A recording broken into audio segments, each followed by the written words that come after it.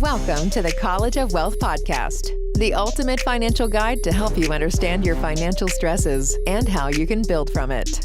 Your lessons won't be in class, and your projects can either save you or earn you money. We host episodes 2 times a week on Tuesdays and Thursdays to help you reach your financial freedom. Now let's get started with your hosts, Owen, Paradis, and William Goulet.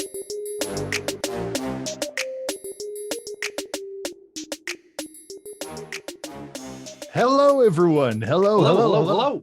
Hello, everyone. My name is Owen Paradis. I'm here with my co-host, William Goulet, and we're proud to present to you the College of Wealth podcast. Yes, this is a College of Wealth podcast. This is a financial podcast that we like to talk about the latest and greatest information about finances, because at the end of the day, this is a crazy money-making world. Yeah, you know what? I've made some money today. I've worked today, so that part is true. Crazy? Yeah, it was a crazy enough day at work. Yeah, sure. Those go well together. It's crazy. It's just crazy. I don't know if it's more money making or if it's more crazy, but yeah. they're both pretty close. They're pretty high up there. I'm just glad that I didn't lose my voice like yesterday. I started not yesterday, like on Tuesday's episode, because I was there and went podcast. Yeah, you had voice crack there. That was so funny. But a little bit of a disclaimer here for everyone. This podcast is meant for entertainment purposes only. We okay. Yes. Okay, yeah. So I'm with you. Owen. You know what? We have great entertainment, so it's a main purpose. I'm glad you agree. I like what you do. Maybe you don't, but I like what you do. And you pull up such great information. You do the research. You look at X, Y, Z sources, and I like to try. Yeah. So I say let's start including that in our pitch.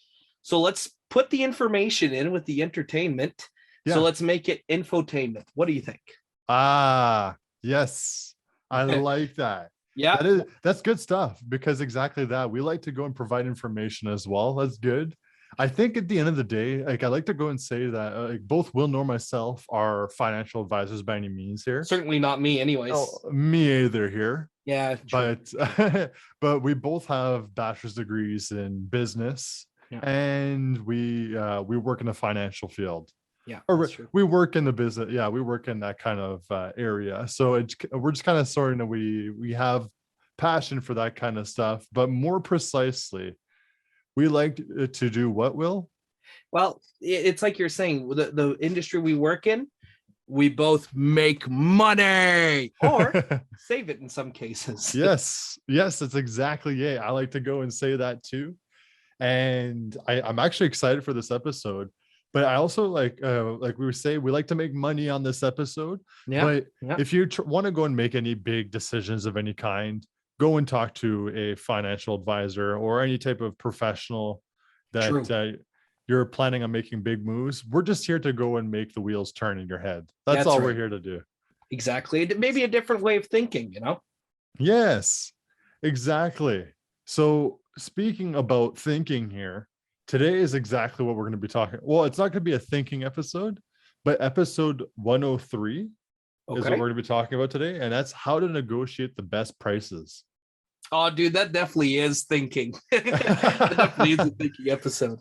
So I had to add this stat in here because negotiations don't just aren't just included for cars or homes or anything like that. It also has to do with salaries as well. So not everything on this episode is going to have to do with negotiating salaries, because we actually have a separate episode for that. Yeah.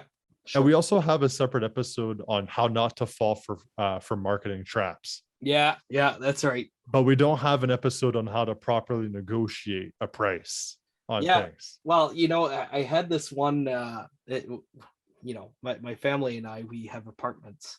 Yeah. And we had a tenant who was an extremely good negotiator and negotiated everything. I love that. At the end of the day, it's important to know that you can always turn around. And because a family member of mine was so insulted every time he was trying to reduce the price on things. Another family member was laughing it off, saying, hey, it's part of the game. It's a game. That's what it is. And but at the end of the day, you can use it to your advantage, no doubt. Yeah. but it's a game at the end of the day. Yes, exactly. You don't want to abuse it either. Exactly. And there's other on the other side too, but today we have it broken down into 5 different sections. Okay. And I'm not going to say the sections in particular right now because they are steps. Okay, yeah. Specific So steps. Cumulative sort of buildup. Kind of, sort of, yes. Yeah. And the first one, obviously, I'm just going to say are the stats because Stat man, of course. we have to have the of course. stats. Those are the most important thing to start off with here. Yeah. But of the whole episode, I'd argue. Just leave after the stats. You don't need our information anymore after that. Well, I like the interactivity of it, and you usually find some really good stats. So, all right. Well, I'm happy to hear that. But before I get into the stats, I gotta go and give a quick shout out here to make sure to give us a follow on the College of Wealth podcast on Instagram. Yeah. Or give us a 5-star rating on Spotify or on Apple Podcasts. That would be really appreciated. And I'm happy to announce our first episode is on our YouTube channel. Yes. I'm actually so stoked about that. I was hoping you were going to go and say that, but we have our first episode out. We're buffing out the nicks on this here.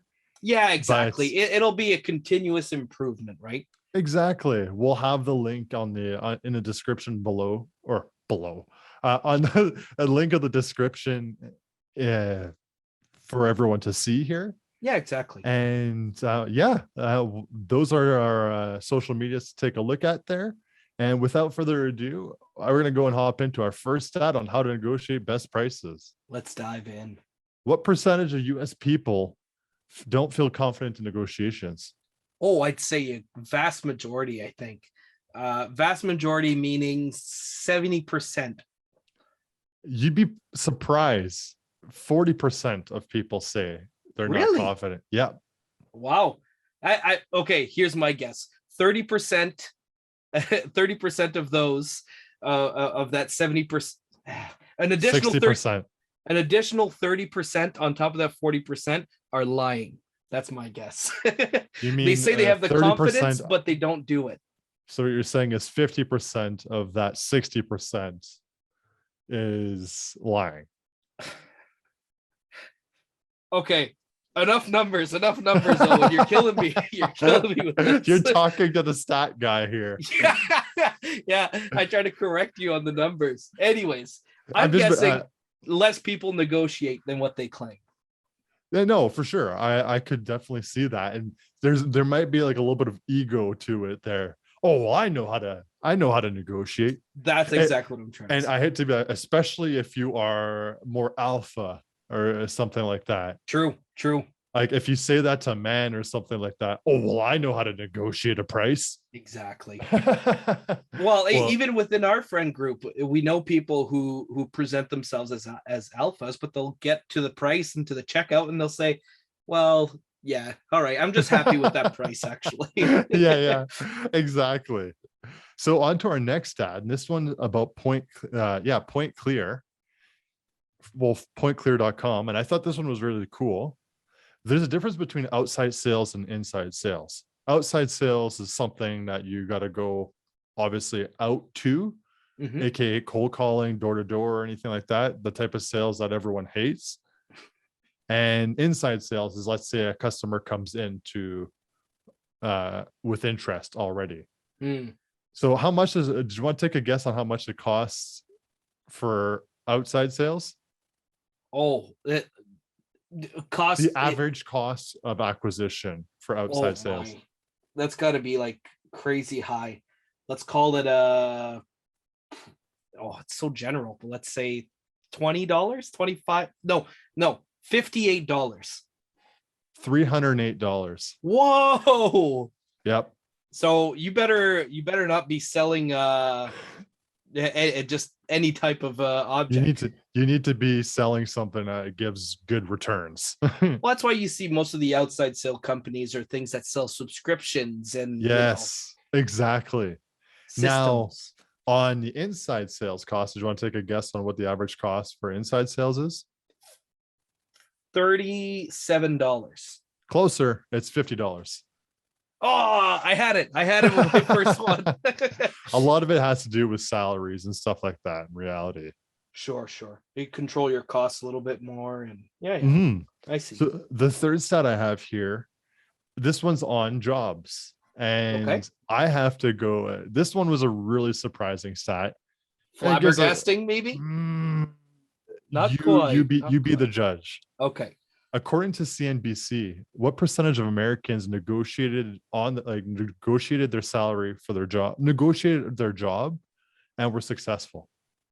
Oh, and successful. And successful. I bet you most people get turned around the first time round and they don't push any further. So I'm going to say the success rate is 20%. 20%. So you're saying 20% of people who end up negotiating, like who end up making a contingency to their job offer, are successful. Yeah, I assume that they have some give somewhere. Well, you're wrong. 85%. Whoa. Yeah. Which means just bother doing it, and Yeah, the odds are on your side. Yeah, that's why really I was saying, cool. like, go for just go for it. As long as your requests aren't too outlandish of any kind. Sure. If they gave you a job offer, it means they're interested, and it's going to be that much harder to go and get someone else afterwards. Yeah. All the paperwork and everything, just go for that offer. Right on. So that's very encouraging for if anyone's looking to negotiate. Geez. Yeah. So don't skimp out on it. Try it. Worst thing you'll get is no. Exactly. They're not going to go and take away your job. Yeah. Like 9 times out of 10. Unless if you ask them to triple it, then they'll just say, all right, look, if you're not serious about this, we could probably just skedaddle. So this last stat I got, this one I thought was really cool, because this show is notorious for negotiations, and that's Shark Tank. Oh, yes. Did you want to take a guess? I just got to say this because it's too much information. Okay. The biggest Shark Tank deal was with No, it was in the top, but it wasn't. Okay. All right. It was with Draymond John. Okay. I love that guy. He always has awesome suits. Yeah, true. He is stylish. But did you want to take another guess? You know, you might know the company. I've heard it advertised on YouTube and stuff like that. You know what? Scrub mommy? No, I don't want to take a second guess. I've made a fool of myself enough, Owen, and I'll just coast. Bombas socks. Oh, what's that? No, I would have never guessed, man. High quality socks, and for good cause as well. And fashionable, I'm guessing. Very much so. Very, very, very cool company that they donate one pair of socks for every pair of socks. Oh, nice. Yeah, Very nice. It was an awesome company.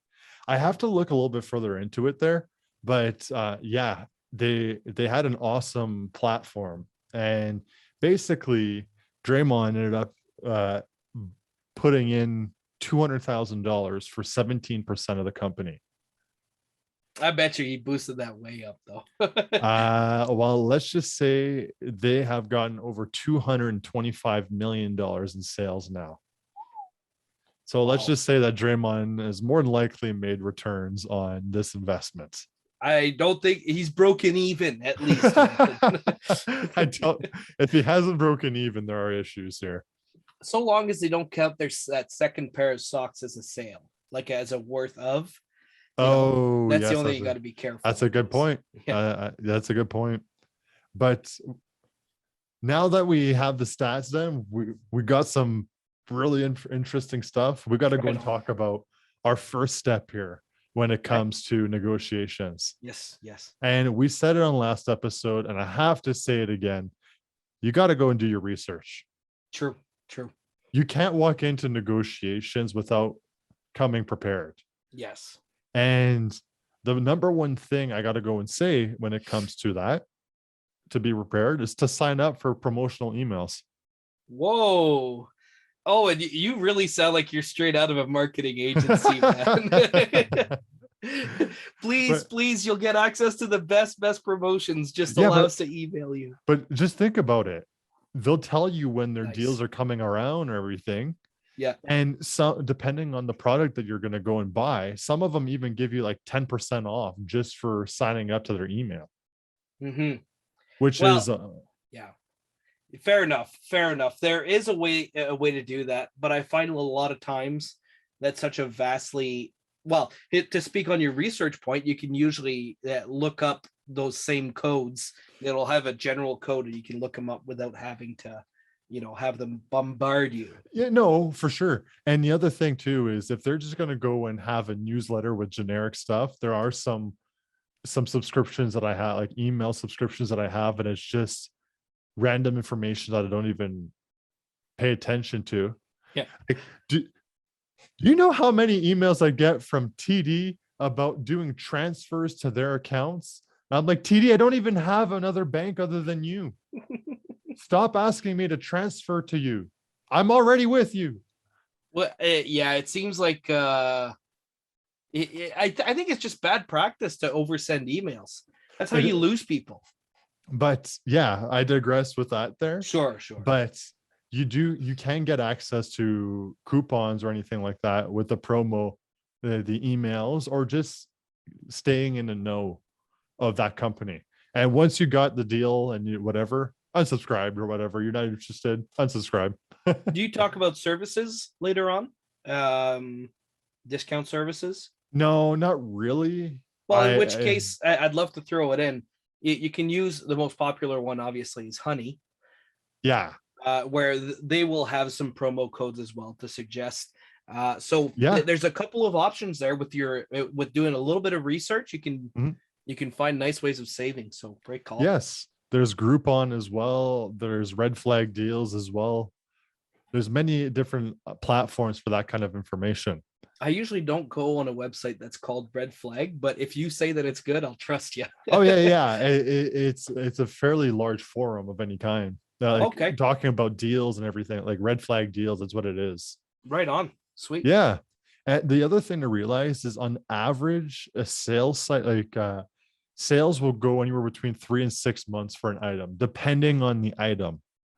If you have a high demand item, yeah, more than likely there won't be sales, such as like the iPhones. Sure. The iPhones don't typically go on sale too often. And if they are, it's literally, oh, get this gift card with your phone that you're going to pay for full price. Yeah. And it's not only a gift card, it's an iTunes gift card. Yeah. Which is no longer a thing, basically. But well, we see that with very popular AAA games, video games. Yeah. When let's say Call of Duty, the most popular game in the world, when do you ever see it go past 50%? 3 years after it's done? Okay, I have such a huge rant to say it. Well, it's not huge. I want to buy Call of Duty Black Ops 2. So this is a bit of a nerdy side about me. I don't play Black Ops. It's a really good game, but I purchased it when I was a teenager, pretty close to launch. So I paid full price for it. Right on. But I was really excited for it, and I freaking used the heck out of that. I played the heck out of it. Fast forward to 2021, last year, and they were selling it for $65. I was so insulting. Well, what happened was the company decided to mark everything up at the same price altogether. Oh, true, because of the price increases. Yeah. So they just decided we're going to go and price everything to what they were originally priced. So there's no such thing as reduction of prices. What? So So I was paying it. I had the option to go and pay for it for $65 for a 5-year-old or 6-year-old game. I think we're getting close to 10 years old. yeah. Exactly. That's crazy, man. Holy crap. So the other thing too, like we were talking about with research and everything like that, and those are extreme instances of the video game manipulation market, or EA or any of that crap. Okay, do your research on what the average price is for sale. So if you're going to go and buy yourself a car or a house or anything like that, or even when you're going to go and look for a new job, Mhm. look for the average salary. Look at what the average houses go, like the average sales price for a house is going there. Yeah. Just because that house is going for $500,000, $700,000, and it's like, oh wow, that's actually really cheap. But then you realize that that market is really bad, Yeah. or like just that area is just really not good. Or in the same sense that you know that maybe there's a new phone that's coming around. Yeah. More than likely, when that new phone brand is coming around, or that new model of car or phone is coming around, when that gets released, you know that the older model is going to go on rebates, or is Right. going to have a Right. discount. Yeah, for sure. So I'm going to talk a little bit about that in the third section, Okay. about that kind of stuff. I actually have full details on the best times to buy certain things when. Oh, okay. Well, So to speak a bit on that, like services, let's say phone services. yep. Yes, you can time it, but also have something to have a weapon beside you. So say, oh, well, this company's charging this much. Yep. And then all of a sudden you get to almost start a bit of by having comparables, including the housing market and all that. That's how you're able to truly capture the value. Well, I was going to talk about that later on, but you have it perfectly. Right. It's exactly that. You're able to go and do a bit of a price war, is what they call it. Pit them against each other. Yeah. Yeah. Yeah, a price war. Yeah. The last thing I got to go and say is know your margins. So your room available to negotiate. Mm. So if you have a product, let's say with an iPhone, know that there's not a lot of room for negotiations. Sure. But if you have a house or a vehicle or a used vehicle, or depending even if it's a seller, like a dealership or a personal buyer, like someone personally, Mm-hmm. you might have a little bit more room to negotiate. So know Right. exactly what your margins are, and if it's properly priced, or if it's overpriced, like if it, yeah, actual room for negotiation. So if you can have that planned out beforehand, that's exactly what you got to do to step in the ring here. Do you talk about different pricing strategies about, let's say, on marketplace that people might use? I'm talking about different marketing tactics Okay. not to fall for. Okay. Well, I'll elaborate a little bit more on pricing specifically. You may have someone list something for $120 on marketplace. Yep. Now, to the average Joe, they might be able to tell, well, the actual price that they're looking to get is $100. Hence the little markup and that little wiggle room. Yeah. And sometimes you can spot that from a mile away. And that if you offer them that much, they'll be like, yeah, that's good. And then you can try and work even further if you plan ahead. Yeah, exactly. It's totally true. And if you got a keen eye for it, that's when you're able to point out the people who are open for negotiations. Exactly. Right. So the second thing, but the second thing that we're going to be talking about are the boundaries, getting ready to negotiate. I have to that what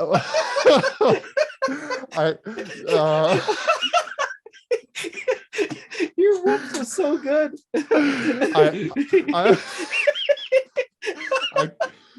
I couldn't have walked myself any further into that hole, and I couldn't have used just when you thought you couldn't possibly play it off, you sink yourself deeper with the whoops.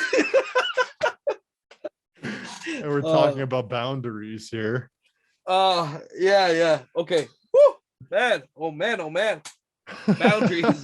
Boundaries.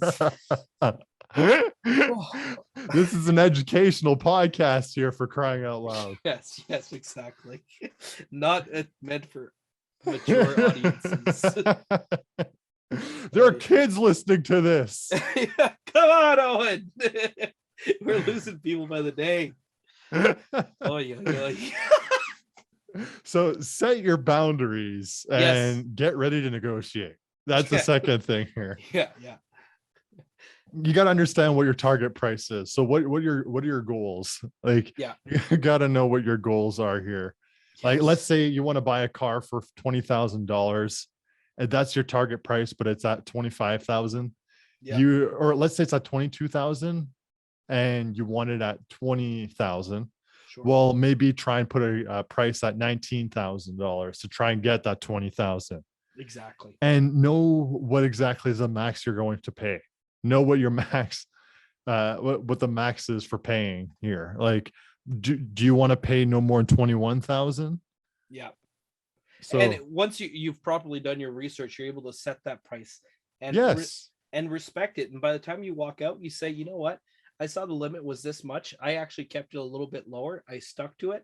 And yeah, I'm glad that I either one didn't get ripped off mhm, or two that I stuck to my guns and respected myself. yep, exactly. The next thing is you got to know your position. Mm. So if you're going to go and walk in there and you see that Corvette for sale, and I'm saying a Corvette or that $1 million house or that $50,000 a year job, and Mhm. you're like, I want to get paid $100,000 a year, or let's say even better, $100,000 a year, and you only have less than a year of experience, Yeah. and or you're only willing to put $5,000 down on this $80,000, $100,000 car, Yeah. or the minimum down payment for a house, you may have a little bit less room to negotiate. Yeah. No doubt. You can't come in on your high horse expecting the world. Yeah.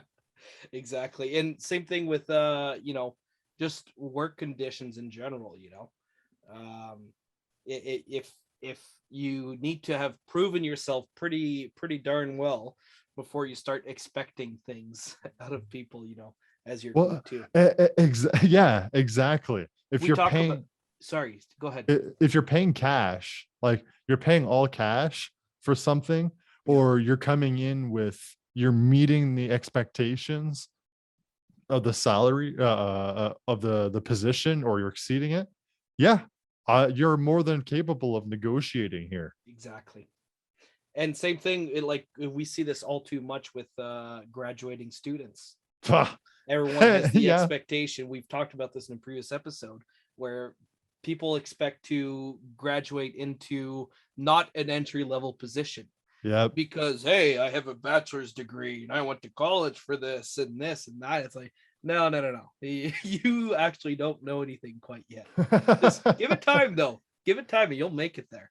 Yeah, and it's not that much time either. No, no. Just you So and I between the time since we graduated and today.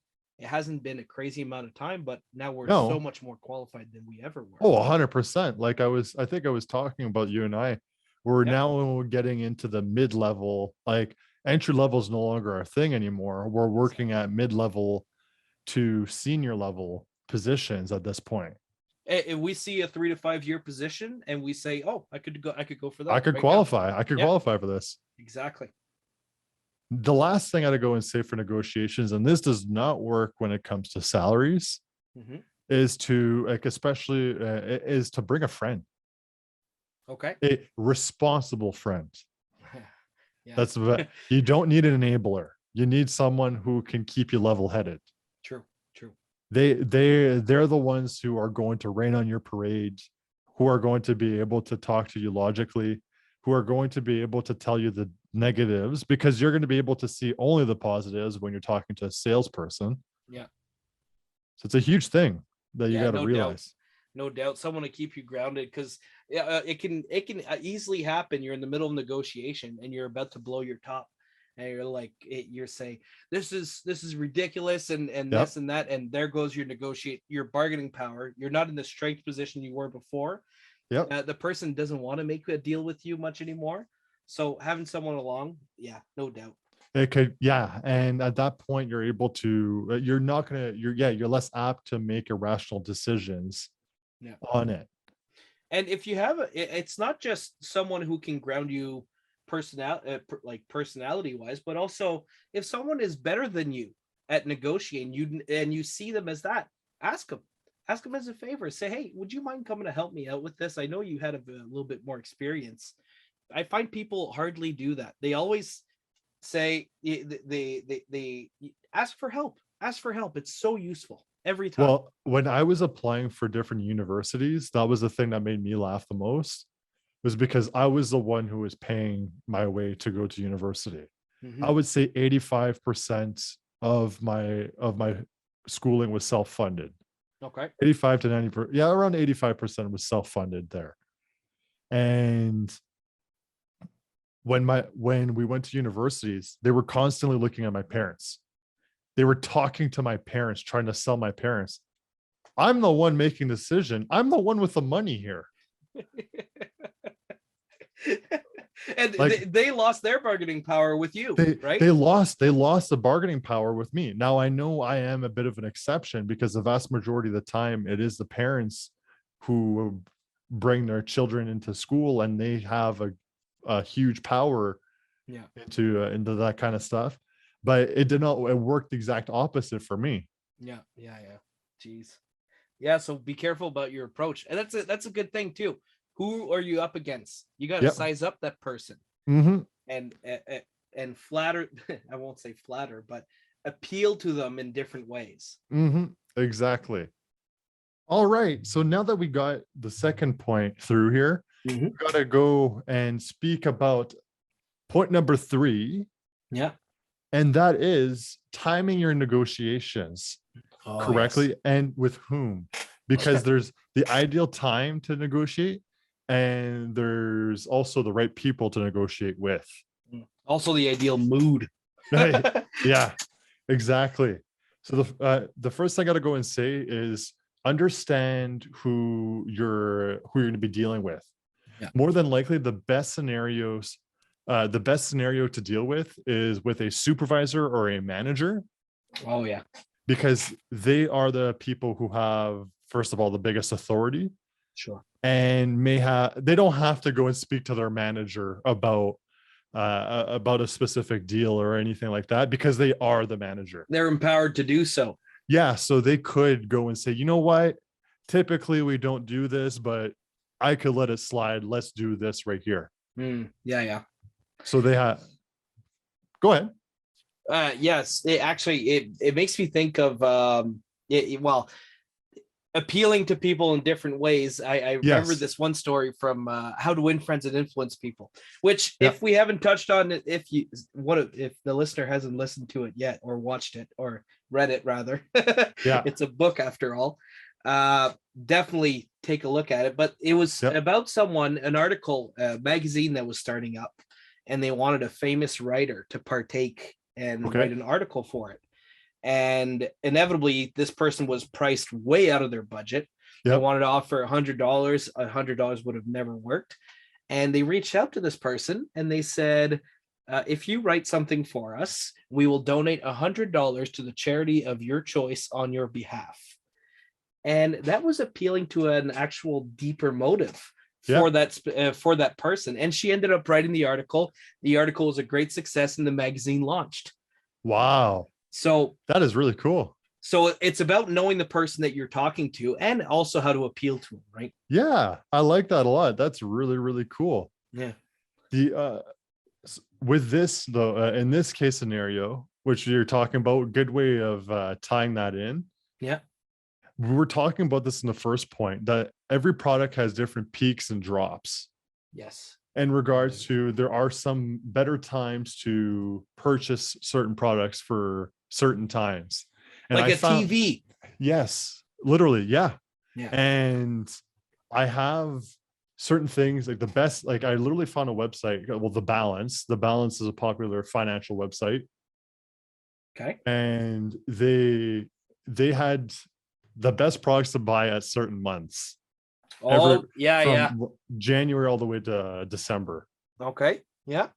So the first thing they were looking at, like the best way to, like for bargain sales, they're like post-holiday sales, fall merchandise, furniture, home appliances and cookware, bed and bath linens, rugs, sports equipments. And they say you probably don't want like a new computer at this time, because it's not the best time to do that kind of stuff. Yeah, that Everyone's makes cooped sense. in, everyone needs that. Yeah. I'm not going to go through every, I'm going to do for one for every season. So let's say June. Yeah, let's do June. That was actually, no, June Ski is pants summer. in June. Oh, April, spring clothing, things Yeah. about, so spring clothing, because now we're slowly starting to get towards the end of spring. Yeah. In June? Well, April. Oh, okay. Okay. Furniture with cruises as well. They said June bargain sales. You'll have fishing and camping gifts for dad. Yeah, yeah. Father's Day sales. Afterwards, exactly. Yeah, yeah. And winter clothing. Oh, If you could yeah. manage to find yourself Ski winter pants, clothing. man. Yep. Yeah. And then I'll go into the fall here. This one, sun lotion. yeah. Well, it said winter wear here, but I actually bought my winter jacket. I have a nice dress coat, and I bought it at 50% off in September. Nice. And because it's before everyone needs a winter jacket. Yeah, it's true. Go in November, December, there's no sales. Yeah, I know. No and if they are, they're basically get the taxes off. That's what you're getting. It's a marketing sale where it's like, oh, we knocked off the price for you. Yeah. You're competing with everyone else, basically, type of sale. Not like we're trying to get these items off our shelves here for the new lineup. That is, like, I mean, it's a small segment, but it's really important to know who you're targeting to, like who you're going to be negotiating with. Yeah. And who what the best times are. So I think we spoke about that before. The best times to buy a house are typically, do you remember? April and May. The first quarter. First quarter, really? But the thing is, the first quarter, because typically there's a lot less houses on the market. Yeah. There's that, and then the holiday hangover. Yeah. I see. Yeah, and I want to add one last one to timing things. Let's say you're a person that likes eating candy. Okay. The best day of the year for candy is November 1st, right after Halloween. That's when people are selling in bulk. They're just getting rid of everything, man. You want some chips, snack size? We got them for you. Yeah, exactly. And the other thing also I want to add about the housing, if you want, like, there's low supply, low inventory in the first quarter. Yeah. But if you want more options or anything like that, the best time is in the fall. So the exact opposite area. Oh, so okay. They say usually like the first week of October, second week of October, just before the snow starts coming about, because you get that nice mix of everyone trying to cram in their houses for sale. Whereas the spending spree for houses was right after, happened during the summer. Oh, yeah. Last summer. Yeah, true. As for cars, first quarter. That's all I have to say. Yeah, because that one is truly the Christmas debt hangover. Yeah, they have, that's the slowest time of the year for them. Yeah, people definitely don't want to start committing to $400-$800 a month. Exactly. Now, our last and final point here was to kind of sort of reiterate some of the things that we've said on the previous episode. Yeah. Because it's important to say certain points, like to not fall for sales tactics. I can't speak today, my lord. Don't fall for sales tactics. You've had a worse blunder so far. Yeah, I know. But number 4 is not to fall for sales tactics. Honestly, and one of the ones that I really want to bring in is going with a smile. Don't go there. It's not always your enemy. Not everyone has to be against you. No. Go in a collaborative way. Try to get a win-win scenario. Actually, well, speaking of which, the quote of the day today is from a fellow podcaster. You might know him, Joe Rogan. Yes. And he has something to say about this too. He says there's a direct correlation between positive energy and positive results.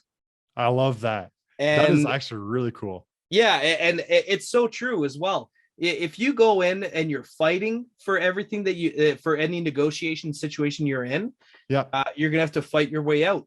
But if you go in a collaborative way, so much more functional, You're right? to get a lot further. Exactly.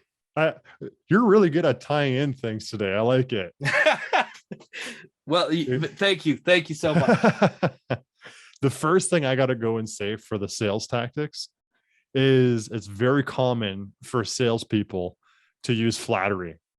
Oh yes. But I accidentally said the word earlier too. I said flatter earlier. I'm like, no. So flattery is extremely common, and they'll try and make themselves buddy with you. Yeah. Almost all of them seem like the type of people you'd want to share a beer with. Exactly. Until you actually share a beer with them, and it's like, you're not exactly the same person I was expecting. You're boring. Not saying that salespeople are boring or anything like that there. Well, actually the opposite is true. They tend to be more outgoing because they get hired for that specific reason. They're easy to talk to, they're easy to share common ground with. And one of the main reasons why they use that tactic is A, it makes it easier for them to talk to you. Yeah. And B, you'll feel bad to negotiate with them. Oh, yes. You'll feel bad. Man, I got to make a commission here, Yeah, you feel bad doing so. Yeah. The next thing I got to go and say is the most effective way for them to sell to you is to either use storytelling or experience. Oh, yes. So when it comes to selling a house or anything like that, they'll go and say, you've been wanting to raise your family. You can have the baby's room there. You can have the powder room. You could have the living room, the big screen TV, the basement. Look, you can picture it there. You can have the man cave there with all your stuff where you hang. And then you have a pregnant wife with you. You say, in here, imagine little rec room maybe for you and the little one. Yeah.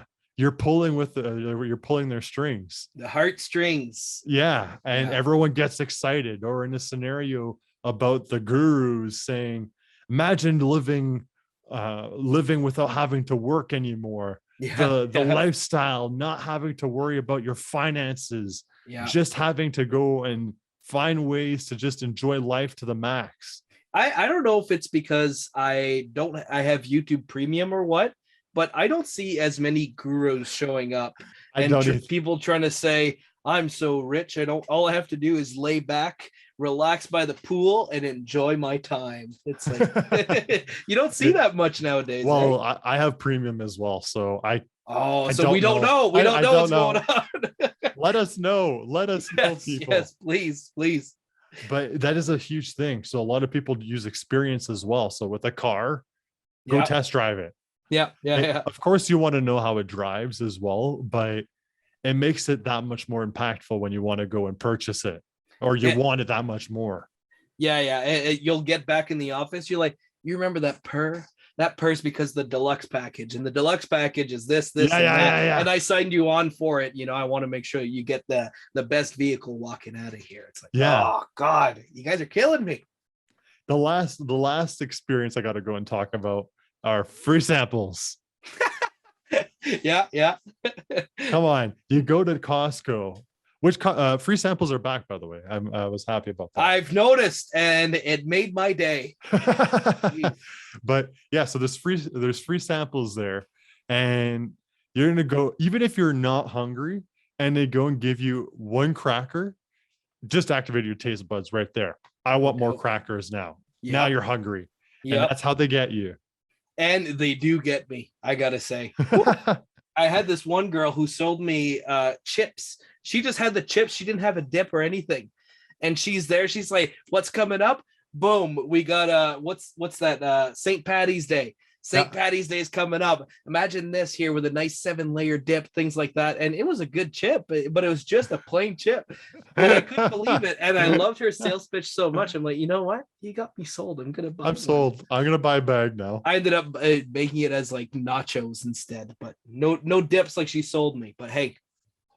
The third thing we got to go and talk about here are guidelines. So yes, like when you're walking in, set your guidelines with the salesperson. This is what I want. This is what I'm looking for. Yeah. And stick to it. Don't let him drive. No, that's exactly it. Yeah. Don't be disrespectful or anything like that.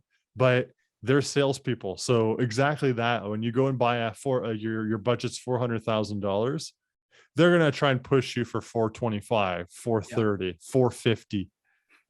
They're going to get more commission off of that too. Yeah.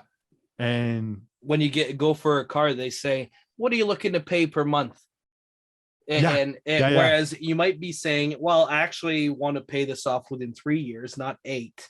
And I'm looking to pay this much down. And if you already have an idea, make sure to communicate that. Otherwise they'll say, okay, well, let's say, what is that? $300 a month, and they'll extend you 8 years. They'll max out the interest. They'll get you. Oh yeah, exactly that. So stay strong with what you have. I know when I went to purchase my vehicle, I had 4 years. I didn't want to do anything more than 4 years. Yeah. And actually that's what it was. My biggest guideline was 4 years. Yeah. Right on. And I didn't want to spend over $300 a month for that. Nice. And this vehicle actually came in at less, just a little bit over $200 a month for 4 years. But he was trying to sell me for $225 for a new Toyota Corolla and for 7 years. No, I'm not interested. Yeah. That's almost double what I want. You're not listening, buddy. No, exactly. So the last thing I have to go and say as well is actually, no, I have two last things. Okay. Shop places. You're never going to get a better deal unless you go and shop places. Like you were saying, sometimes you can get a little bit of a price war going on too. Yeah. It's always if you only go to one spot, you'll always get the best deal, but you don't know what the other deals are, what you're actually missing out on. Some dealerships, some stores price match as well. Sometimes they'll be able to throw in the deluxe package or give you tinted windows or something, a little bit of extra. Yeah. And that is something that you're going to be able to take advantage of. So they'll be able to throw in that, well, hey, so-and-so is telling me we could do this. Well, this, and I mean, if you want to talk about mortgages, hey, well, they're doing this rate. What can you do for me? Well, they're giving me that rate actually. So you're able to do a price war in terms of mortgage rates for that company. Yeah. And in terms of salaries, I mean, hey, this company is giving me $80,000 a year. You're giving me 78. I'm actually inclined to go with them. What are you going to do about it? Yeah. Oh, we'll give you 81 actually. And then you're getting a war in that sense there. So there's awesome ways to negotiate it. You don't have to be cocky about it or anything like that. No. But coming in with confidence is a big part to it. Yeah. And there's a difference between, like you say, between confidence and being cocky and arrogant. Yes. You can be confident and solid in your position without having to be arrogant, and and that makes a huge difference, not only for you but for the other person. It's exactly. A person you're dealing with after all. You're not dealing with a robot. Exactly. Then the absolute last thing I want to say, I was supposed to say it in the second point, but I think this one tied better for this one here. If all else fails or anything like that and you're unsure, walk away. Yeah. Walk away. Yeah. And that's actually a powerful sales tactic right then and there. It's true. The negotiating tactic, you're not interested, walk away, because you're actually you're at their hands if you go to a dealership at that or you're at their hands if you go to the house itself or the store. But if you walk away, it's like, oh my gosh, we have a prospective, like someone who's interested in purchasing right now. Are we really going to let that slip because of $1,000? Yeah, exactly. Or because of $5,000? Seriously? And they invested their day with you, or maybe a quarter of their day with you. Yeah. that's 2 hours that could have been selling with someone else. Yeah. So, yeah. So with that being said there, this is episode 103, how to negotiate the best prices. Man, I'm so happy we're in the hundreds. It's wild. Yeah. Absolutely wild. Yeah. And I really like this episode, Owen. good. I liked it was too. fun. It was really fun, man. I'm glad you liked it, and I'm hoping that everyone likes it as well, because and if you haven't done so, give us a rating. Give us a rating. I've said it before, I'm just saying it again there. Yeah, no shame in that, Owen. Give us a rating of any kind there. But with that being said, my name is Owen Paradis. I'm here with my co-host William Goulet, and we're proud to present the College of Wealth podcast. Peace. Ciao for now. This has been your daily dose of motivation with the College of Wealth podcast. If you enjoyed the show, make sure to leave us a positive review on Apple Podcasts and Spotify. It would be greatly appreciated. Thank you for listening, and until next episode.